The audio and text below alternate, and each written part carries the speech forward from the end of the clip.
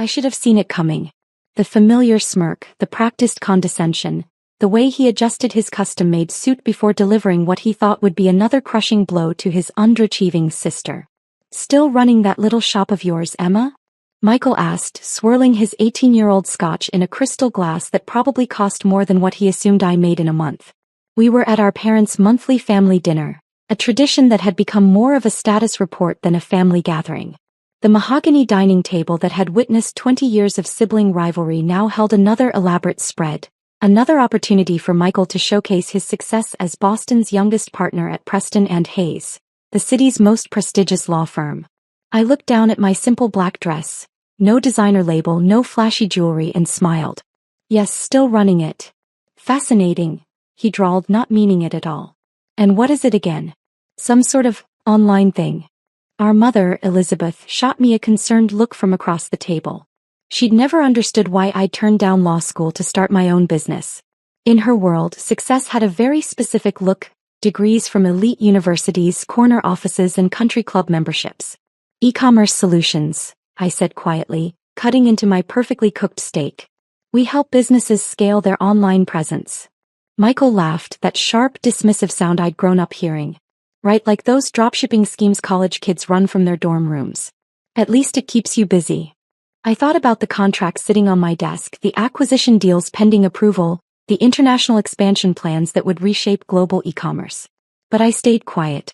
Timing was everything. "Michael just made partner," our father James announced proudly, as if we hadn't heard it the first 50 times. "Youngest in the firm's history.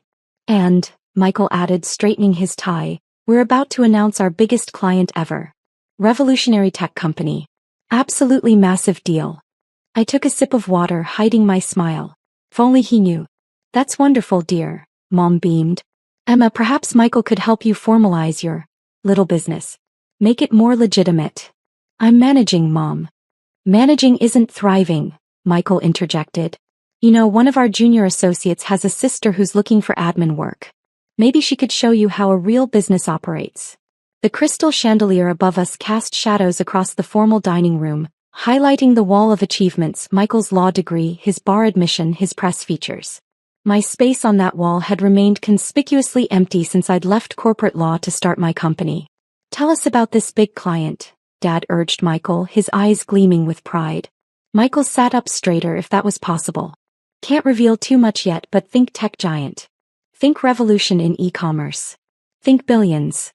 I dabbed my lips with the linen napkin, remembering the email I'd sent that morning to Preston and Hayes, confirming our company as their new client. The largest contract in the firm's history, with one specific condition: I would reveal myself as the CEO only during the first official meeting. "Speaking of business," Michael continued, "did you hear about Sarah Peterson? Remember her from high school? She just sold her startup for 8 figures. Now that's how you run a business." He looked at me pointedly. "Some people just understand scale." Mom jumped in, ever the peacekeeper. "Emma's business is different. More modest. There's nothing wrong with that." "Nothing wrong with it?" Michael scoffed. "Mom, she's wasting her potential. Harvard Law wanted her. She could have been somebody." I thought about my office, not the small storefront they thought I worked from, but the real one. 40 stories above Boston's financial district, with a view that made Michael's corner office look like a storage closet. The irony would be delicious if it wasn't so sad. "How many employees do you have now?" Michael asked, though he clearly didn't care. "Still just you and that college friend of yours?" "We've grown a bit," I said. In reality, we had over 3,000 employees across 12 countries, but who was counting?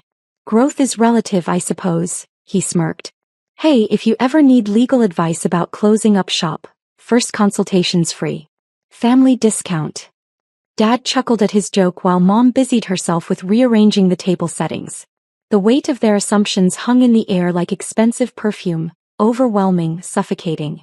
"Actually," I said, setting down my fork, "I might need a law firm soon. For expansion." Michael nearly choked on his scotch. "Expansion? Emma, let's be realistic. You run a glorified website builder from a strip mall office. What kind of expansion could you possibly need?" If he only knew that my glorified website builder had revolutionized e-commerce infrastructure, that we developed proprietary technology that Amazon was trying desperately to replicate, that our latest valuation had added another zero to an already impressive number. You never know, I said softly. Things change. Some things don't, he countered. Some people are meant for greatness, others. He gestured vaguely in my direction. Find their level. The dinner continued, a carefully choreographed dance of achievements and announcements. Michael's new penthouse, his membership at the exclusive Bristol Club, his recent feature in Boston Business Monthly. Emma, Mom said during dessert, I ran into Joyce Thompson at the club. Her daughter's company is hiring entry-level marketing positions. Should I pass along your resume? I thought about the stack of resumes on my desk, Harvard MBAs and Silicon Valley veterans desperate to join my company. About the acquisition offers from tech giants that I'd turned down. About the fact that Joyce Thompson's daughter had actually applied for a position with us last month. We'd politely declined. Thanks, Mom, but I'm good. Are you, though? Michael pressed. Really? When was the last time you took a vacation? Bought something nice for yourself? Had any real success? I looked at my brother, really looked at him. Behind the expensive suit and practice swagger, I saw something I'd missed before. Fear. Not of me, not yet, but of falling behind, of losing his position at the top of the family hierarchy. Success isn't always visible, I said quietly. He laughed again, louder this time. In our world it is. That's why some of us are featured in Business Monthly while others. He gestured at my simple outfit, my modest watch, my unassuming presence. Others just dream small. Little did he know that tomorrow his world would shatter. That his big client announcement would become the moment his carefully constructed superiority crumbled. That his little sister's small business would reveal itself to be the tech giant his firm had been pursuing for months. But for now I just smiled and asked Mom to pass the dessert. After dinner, as I walked to my car, a practical Volvo that Michael loved to mock, my phone buzzed. A text from my CFO. Acquisition papers ready. Law firm meeting tomorrow at 10 a.m. Everything set for the reveal. I looked back at the house, at the window where Michael stood bragging to Dad about tomorrow's meeting. About how he'd personally brought in the biggest client in the firm's history. About how this would cement his legacy. Ready to approve your first billion-dollar expansion, big brother? I whispered to myself, starting the car. The next 24 hours would change everything. But tonight I'd let him have his moment. Let him believe in his superiority one last time. Because tomorrow in his own conference room he'd learn what real success looked like. And it wouldn't be wearing a designer suit. 5 years earlier I sat in a real strip mall office, but not for the reasons my family assumed. It was where I first discovered the fundamental flaw in global e-commerce infrastructure. A problem so basic, yet so profound that solving it would change everything. I remember the day I quit Preston and Hayes, where I'd been a junior associate on track for partnership. Michael, already rising through the ranks, had smirked from his office as I carried out my small box of belongings. Finally accepting that law isn't for you, he'd called out. Don't worry, not everyone's cut out for real success. What he didn't see was the patent application in my bag or the business plan that had kept me up for months. Or the early code that would eventually become the backbone of my company, Nova Technologies. The strip mall office was perfect cover. A small front operation while the real work happened in a secured facility 2 buildings away. My first team consisted of 5 people, all brilliant, all overlooked by traditional tech companies. We worked 18-hour days, fueled by cheap coffee and expensive dreams. Your brother's making partner, Mom would remind me during our weekly calls. And you're still playing with websites. Playing. If only they knew that while Michael celebrated court victories, I was rebuilding the foundation of digital commerce. That while he boasted about billable hours, I was filing patents that would be worth billions. The first breakthrough came 9 months in. We developed a system that could process e-commerce transactions 50 times faster than existing platforms, with 99.99% accuracy. When we tested it, the results were so impressive that our servers crashed. I remember calling my first major investor, Sarah Chin, at 3 a.m. We did it, I said, my hands shaking. It actually works. Her response was immediate. How much do you need? 20 million to start. He didn't hesitate. Done. But why aren't we announcing this? I thought about Michael's condescending smile, about Mom's worried glances, about Dad's dismissive waves. Not yet, I said. Let's build first. Prove everything. Then we'll talk about announcements. The company grew exponentially but quietly. We moved the real operations to a secure facility outside Boston, maintaining the strip mall office as a front. Every time my family asked about my business, I'd direct them there, to the small space with its modest sign and basic furniture. Meanwhile, Nova Technologies was revolutionizing e-commerce. Our system wasn't just faster, it was smarter, more secure, more scalable. Major retailers started adopting it. Then international companies. Then governments. Still working late at your little shop? Michael would text while I was actually in meetings with tech giants and government officials.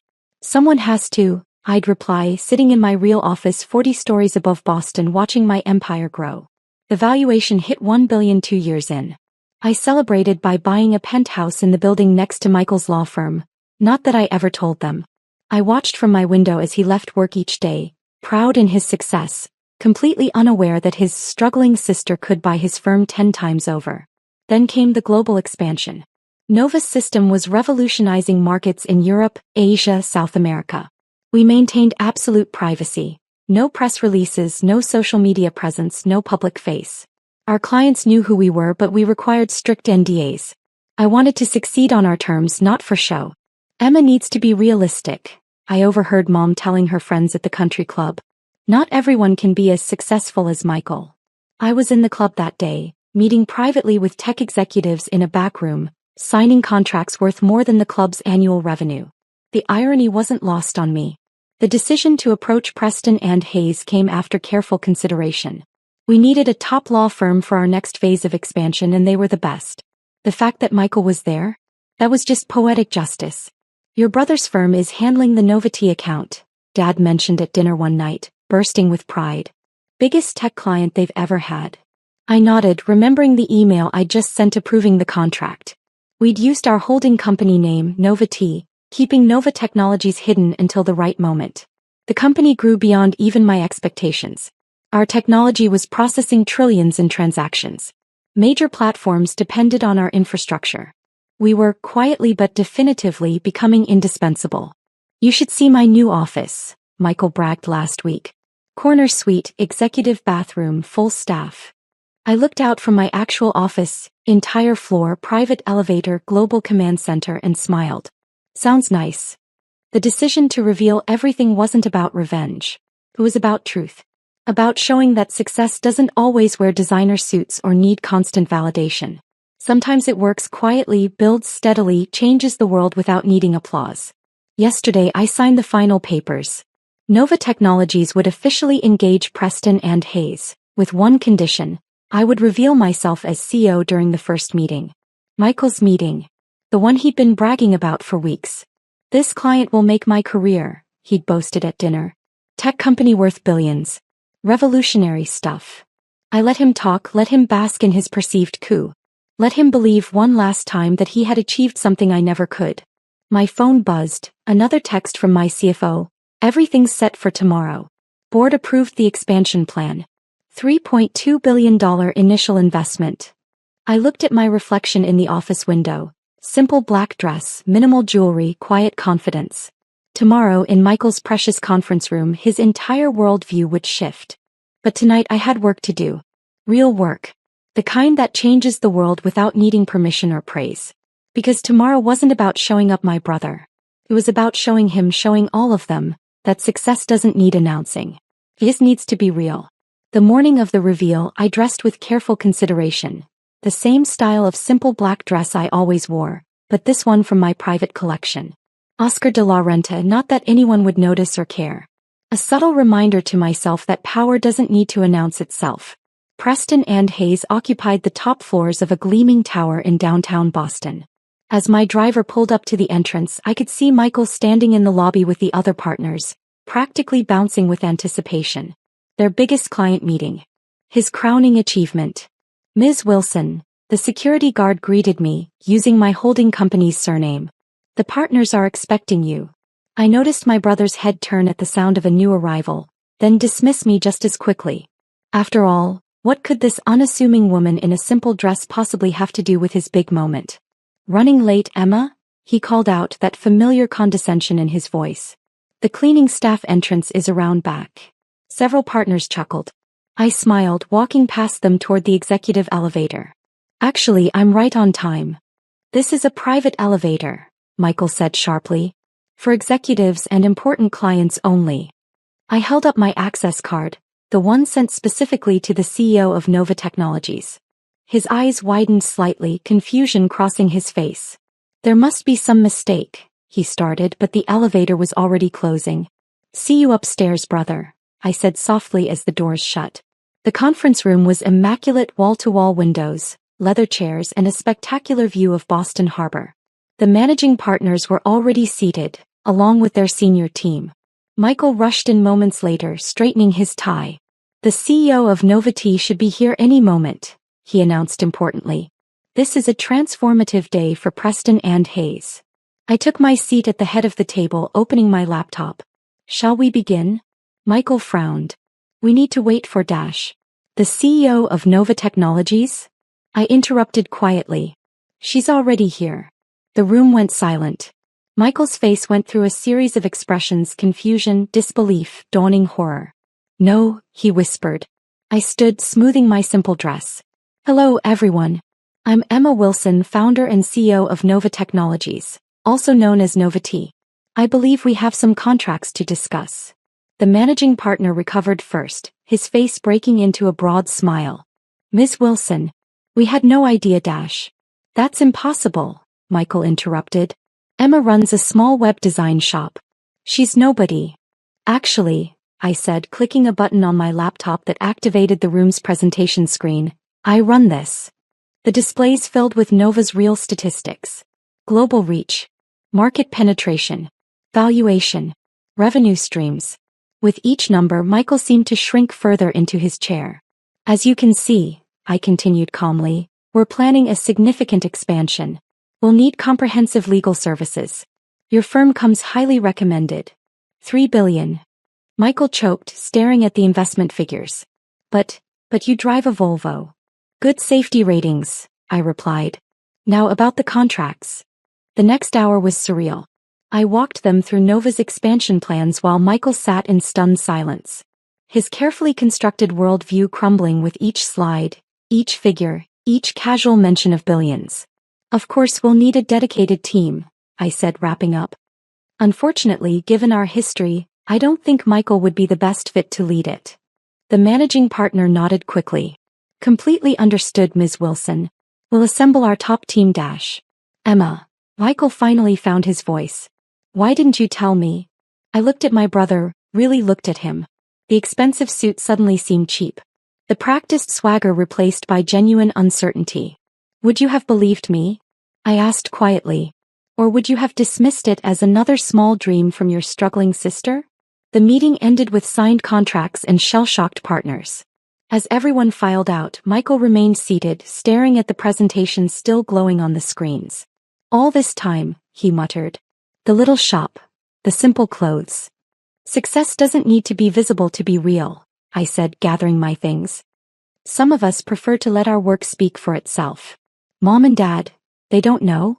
They will now. I handed him my business card, the real one with Nova's logo and my CEO title. Family dinner should be interesting this month. As I walked toward the door, he called out, Wait. I've been horrible to you. Yes, I agreed, turning back. You have. How did you build all this without anyone knowing? I smiled slightly. The same way I did everything else, quietly, efficiently, and without needing anyone's approval or praise. The ride down was silent. Through the elevator's glass walls, I could see Boston spreading out before me, my real office tower in the distance. The strip mall where it all began barely visible on the horizon. My phone buzzed, a message from Mom. Darling, did something happen? Michael just called, sounding strange. Said we need to talk about you. Another text followed. And why are you on CNBC right now? I stepped out into the lobby just as the news started breaking. The mysterious Nova Technologies, backbone of global e-commerce, finally revealing its CEO. My photo appearing on financial news networks. My little shop, suddenly recognized as the tech giant it had always been. The security guard who had dismissed me earlier now stood at attention. Ms. Wilson, he said, this time with genuine respect. Outside, my driver held the door to my real car. Not the Volvo but the Rolls-Royce I used for business meetings. As I slid into the leather interior, I caught sight of Michael watching from the lobby, his world forever changed. My phone buzzed again, the family group chat exploding with messages, questions, confusion. Dad sharing news links. Mom sending a stream of exclamation points. Relatives who had dismissed me for years suddenly remembering they had always believed in me. But I didn't respond. Not yet. Instead, I directed my driver to the strip mall, the place where it all began. The small office still stood there, modest and unassuming. A reminder that greatness doesn't need grand announcements or constant validation. Sometimes it just needs silence, determination, and the patience to wait for the right moment to show the world and your family what you've built. As the sun set over Boston, casting long shadows across the city I had quietly helped reshape, I thought about success, real success. Not the kind that needs corner offices and constant praise, but the kind that changes the world without asking permission. My phone buzzed one final time. Michael, I'm sorry. For everything. And I'm proud of you, sis. I smiled, watching the lights come on across the city, knowing that somewhere in those gleaming towers, my brother was finally seeing me, really seeing me for the first time. And that, more than any contract or valuation, felt like true success.